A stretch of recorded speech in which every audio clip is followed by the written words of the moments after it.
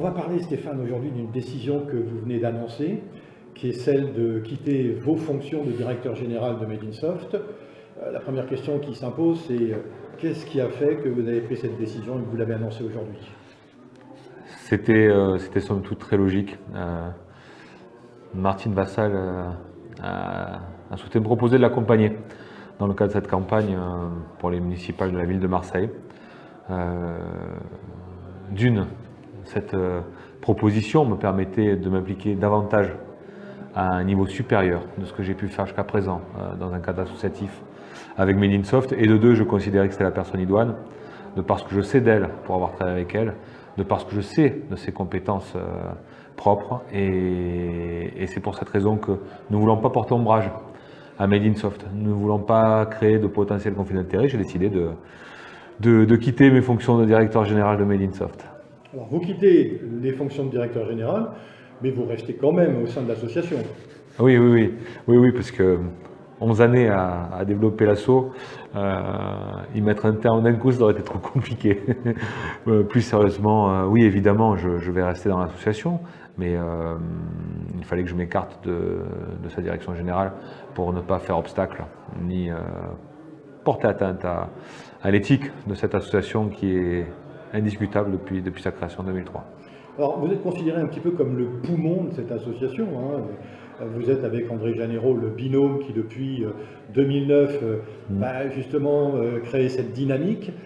On oublie souvent que cette association, c'est vous qui l'avez créée. Oui, effectivement. Alors tout d'abord, je ne pense pas qu'André et moi soyons le poumon de l'assaut, mais de simples piliers. Cet assaut, c'est la réunion de tellement de force, de tellement d'envie, de tellement de bienveillance que ce serait un petit peu présomptueux que de dire et d'imaginer que nous en sommes les moteurs ou les poumons. Pour autant, effectivement, en fin 2003, avec quelques autres, nous avons créé cette association à l'époque où le numérique, l'innovation n'existait pas. Par tous ces sujets-là, on entendait logiciels, services et hardware. Et avec quelques autres dirigeantes et dirigeants d'entreprises locaux, nous avions conscience, à cette époque-là déjà, que nous avions matière à créer une industrie pérenne, compétitive, sur le plan mondial.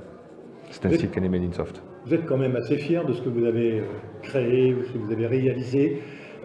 Made in Soft aujourd'hui, c'est vraiment un acteur économique référent. Oui, pas fier. Un peu, oui, mais plus content.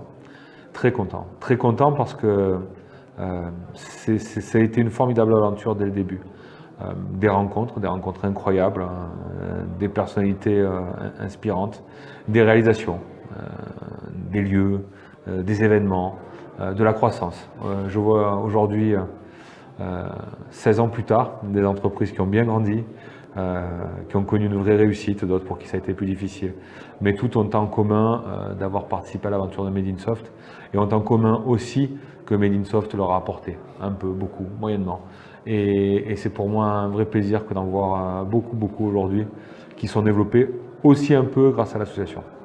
Alors, André Janero a demandé à Kevin Polizzi d'assurer l'intérim jusqu'à l'Assemblée Générale de l'association. Ouais.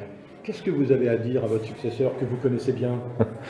À Kevin, pas grand-chose en définitive.